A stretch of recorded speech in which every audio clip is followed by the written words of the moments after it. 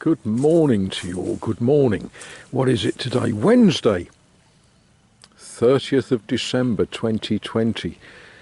Yeah, I guess people have been following yonder star. Yeah, little drop of wind does things like that, doesn't it? Let's restore that to...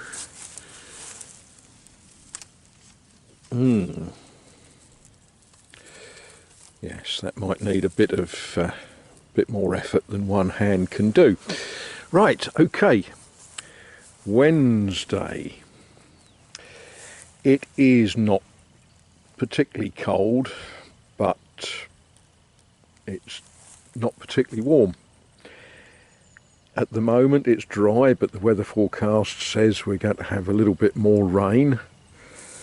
Not a lot, but a little bit. Oh look, here comes the other one. They like to know what I'm doing.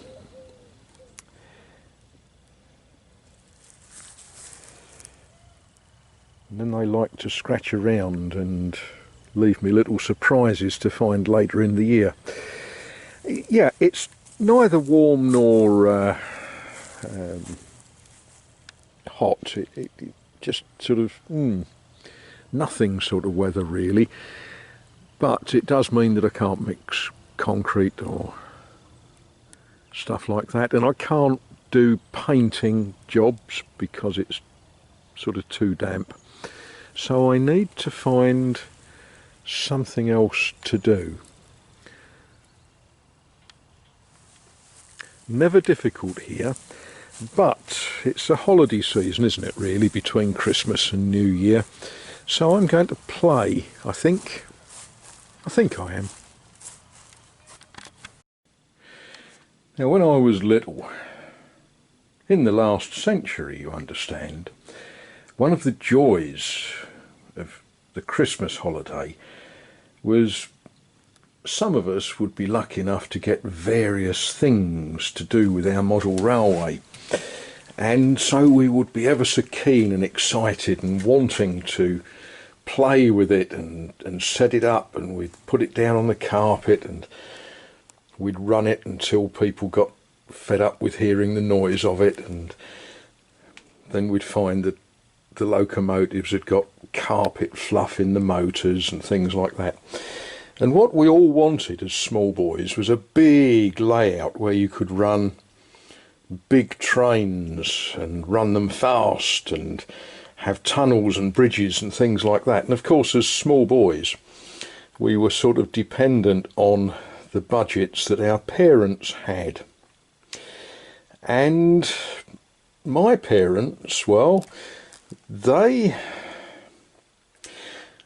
treated me to trying train sets. And I had a little loop of track, and I would run a little, what we called a ginty, a little locomotive, round and round and round with 3 wagons, and it was great, but we always wanted more. Well, now, of course, I don't depend on my parents. Yeah.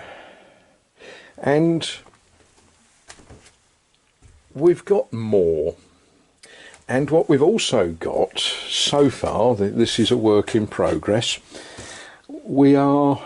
I am starting to build the layout, and yeah, people want to know what this is all about. This is all a bit strange, isn't it? Funny things happening here, and yeah, we need to examine exactly what's going on here.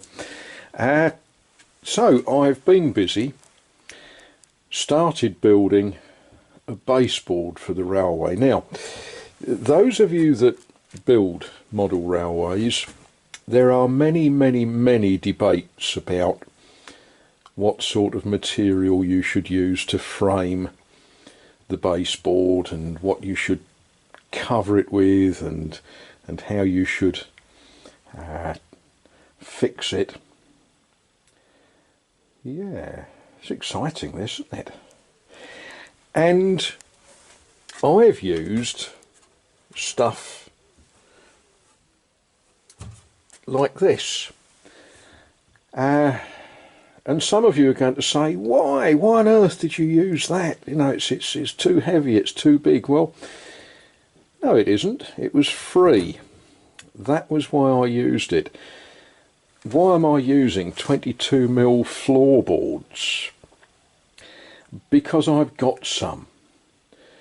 No clever reason. It doesn't need to be light enough to be transported. This isn't going anywhere. You can see that it's most certainly not going anywhere. It's fixed to the walls. Yeah.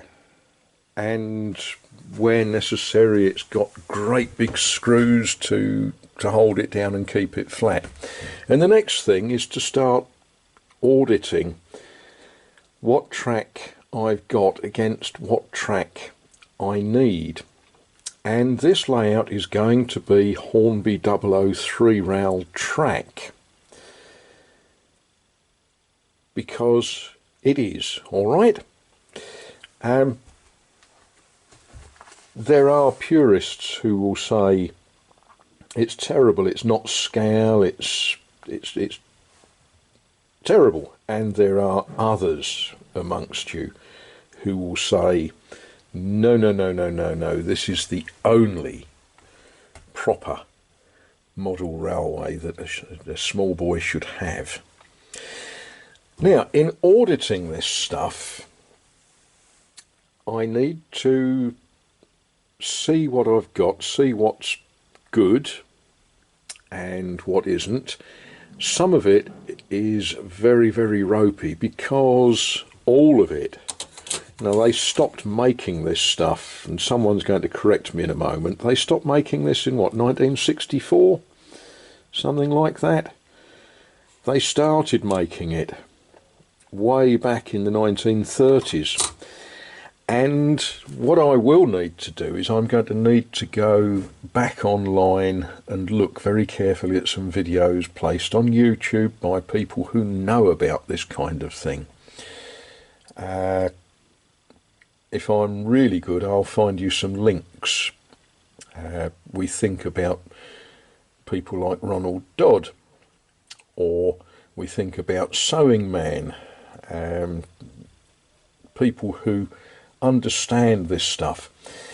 You know, for example, I look at this piece of curved rail and I think, yeah, okay, that's all good stuff. It's dirty, wants cleaning, and